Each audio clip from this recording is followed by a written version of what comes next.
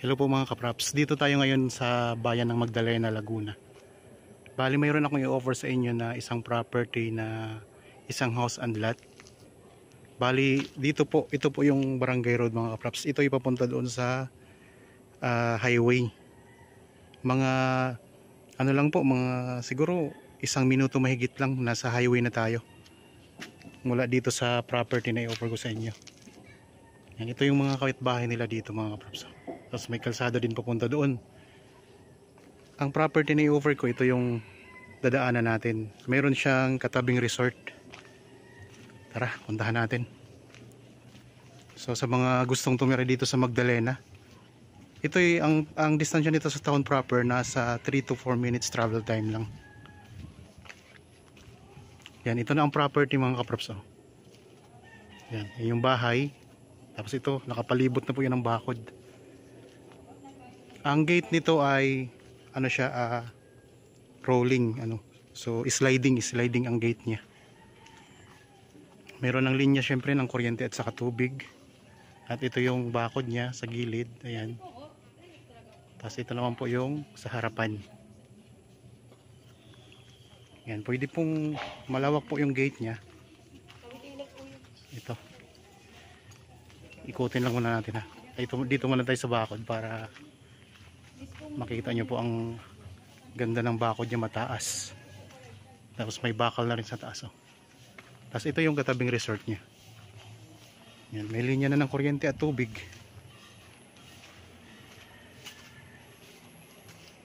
Yan, ito yung pinaka boundary niya, itong bakod na to hanggang dito. Okay. Ang kabuuang sukat ng lupa, nabanggit ko naman po, 500 square meters. Tapos ang bahay po ay nasa 130 square meters ang lot area ng bahay. Ito yung gate. Yan, sliding ang gate niya.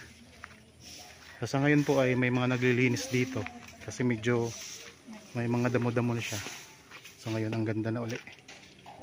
Yan, meron kayo ditong parking na may bubong na rin yan mga kaprops. Tapos ito yung itsura ng bahay. Yan, cute po siya.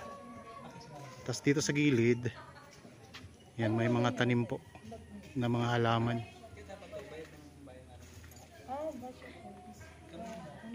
Okay, so nililinis po nila sa ngayon mga kaprops.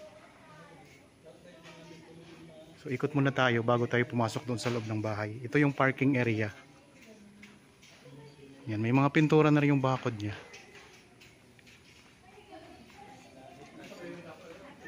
Ang presyo nito ay makikita nyo sa description box at sa title nitong video.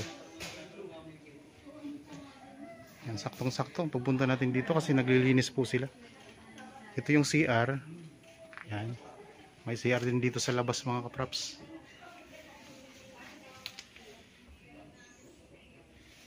Okay. Tapos dito, yan, may mga nagagandahang halaman silang tanim dito mga kaprops. Dito meron din ditong meron ditong kusina. Kusina ito mga kaprops. Yan ang ganda. May nakahiwalay silang kusina dito. Yan, ang ganda ng mga halaman, Tapos may tangke ng tubig. Yan, may tangke ng tubig mga kaprops, may water pump din yan. Ayan Tapos ito yung nakahiwalay na pwedeng gawing kusina, pwedeng laundry area. Mayroon siyang lababo. Ang ganda mga kaprops. Pwede na nga itong gawing isang kwarto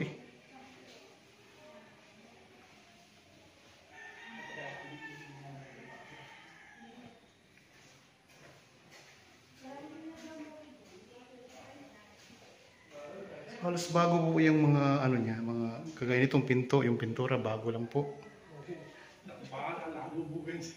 Kasama na ba ang nito? Anong mga kasamang aircon kasama na? Yan, kasama na daw po yung aircon. Yan, may mga aircon na rin mga kaprops. Punta tayo sa pinakalikuran. Ano to dito? Gagawing babuyan? Sana.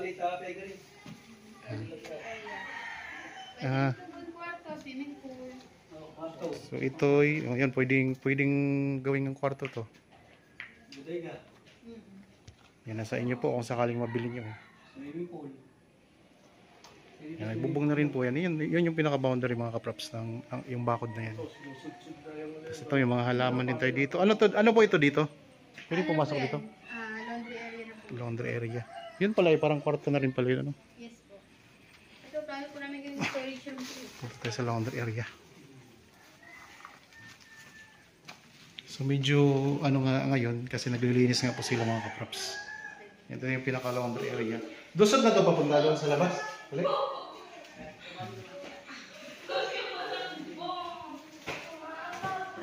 Ito na yung pinakalikuran. Yan. May ilaw na po ito? So ito po yung dirty kitchen nila. Tara, dito tayo sa gilid. Storage. So ito yung storage mga kaprops. Tapos hagdan yan, papunta sa taas, papunta tayo dyan may sa taas. Papasok tayo sa may pwedeng pumasok sa bahay. Doon tayo dadaan sa harap. Tara. Meron tayong guide. Yan, ito yung daanan sa kusina. Papunta dito sa kusina kasi nasa kusina tayo ngayon. Doon ako dadaan sa harap. Yan. Okay, tara. Doon tayo dito.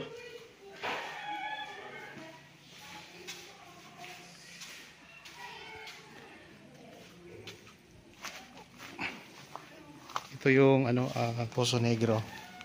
Yung sa CR mga kaprops.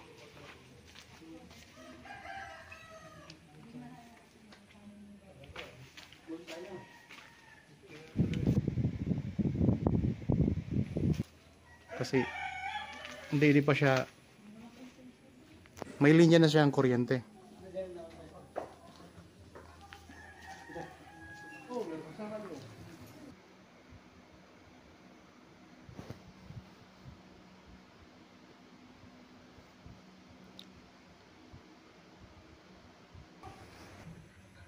Yan, pasok po tayo. Pwede na pumasok. Baka may mga yan, ito mga kaprops, naka-tiles na rin yan. Hindi po kasama sa building. Hindi yun kasama. Hindi daw kasama sa bibilhin yung mga tao. Yan, ito yung hagdan papunta doon sa taas. Mamaya pupunta din tayo sa rooftop.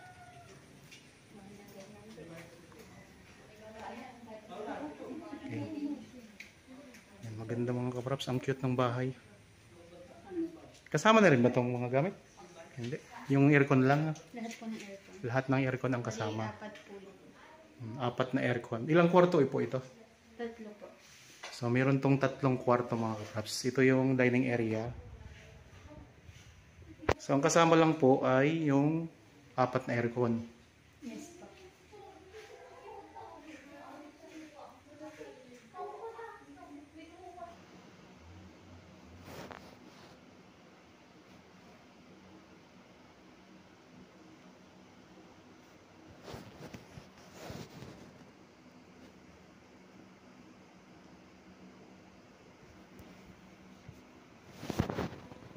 Ito yung isang kwarto mga kaprops. Master bedroom po ito. Master's bedroom. Yes. Meron na ring Ito may cabinet. meron na ring cabinet. Tapos ito yung aircon. Mayroon siyang CR ang kwarto mga kaprops. Yan.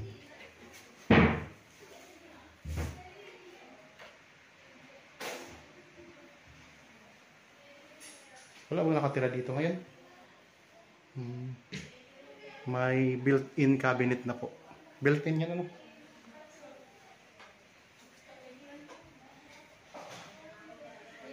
Tapos dito tayo sa pangalawa. So nandito yung may mga gamit pa po. May video okay pa. Dito kasama sa bintahan ha. Wala mo siya computer lang. Computer. Office. Pwede gawing opisina na. Kung meron kayong trabaho na online, pwede kayo dito mag-opisina. Dito mayroon ding CR dito mga kaprops. Yung master's bedroom, mayroon siyang CR na sarili. Yan, ito yung CR nila. Tapos dito tayo sa Second room. second room. Yan, may aircon na rin to. So wala siya nakatira ngayon, ano? Yes po. Nililinis niya lang. Bali may mga LED lights din po. Meron na LED lights tong mga ito. Yes po. So meron na daw po itong LED lights mga Maganda kapraps. yun kung open eh. Siguro pag site visit kayo, tripping kayo, mayroon na tong ilaw. Kaya Yes. makikita nyo po ang ganda nito. Ito yung tiles. Ipakita ko rin po ang tiles mga kapraps. Yung design ng tiles nila. Pareho na po siya hanggang dito sa sala. So hindi po yung kasamang TV na malaki ha. Yung aircon lang po ang kasama po.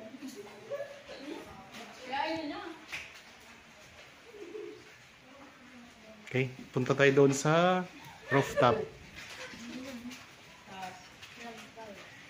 So ayan, naglilinis nga po sila kaya may mga kalat-kalat pa tayo nakikita. Pupunta po ako sa taas.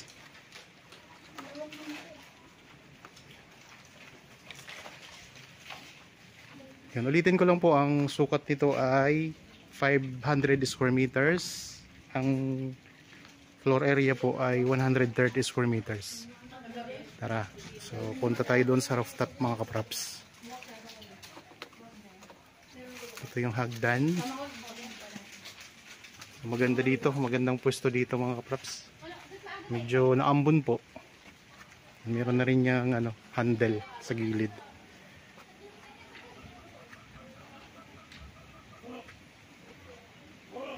Yan, dito na tayo sa rooftop. So maulan mga kapraps. Kaya basa po, mapapansin nyo basa dito kasi maulan.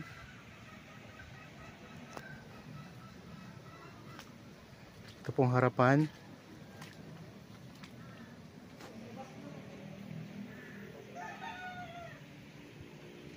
Ang korte ng lupa ay square. Korte ng lote mga kapraps. Meron dong poste na mayroon na ring solar. Tapos ito, yan, pwede nyo rin tong ayusin. Pwede nyo gawing terrace na rin yan mga kapraps.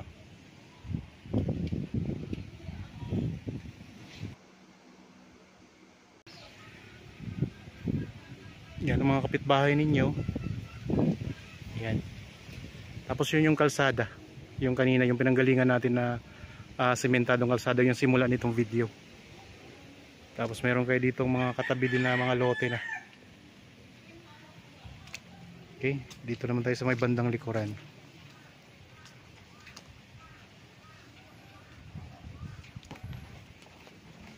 Okay, lumampas na dito yung saging ng kapitbahay Meron tayo dito din, outlet sa taas. Meron na rin pala tong CCTV mga kapraps. So may linya na rin siya ng CCTV. Tapos ito yung kapitbahay nyo sa likod. Ayan. Ito yung bubong doon sa dirty kitchen.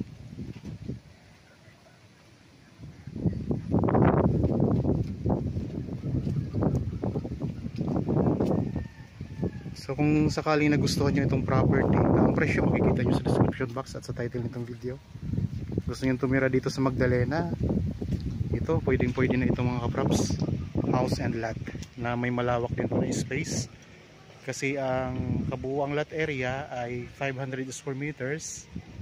Tapos ang floor area niya ay 130 square meters. Kaya may malawak pa po kayong space sa harapan. So kung nagustuhan nyo, meron tayong Viber, cellphone number, Facebook Messenger, WhatsApp. Kontakin nyo lang po kami. Titirhan nyo na lang po ito mga kapraps. Meron ng linya ng kuryente, meron na rin pong linya ng tubig. At saka ang ganda ng mga halaman sa gilid sliding yung gate nya. Yung gate na yun, sliding po yun. Okay, balik na tayo dito. Baba na tayo.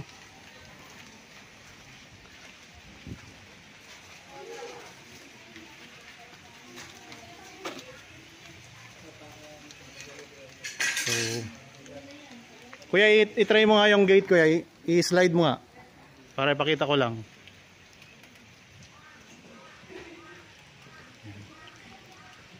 Sliding yun mga kapraps. Yan. So,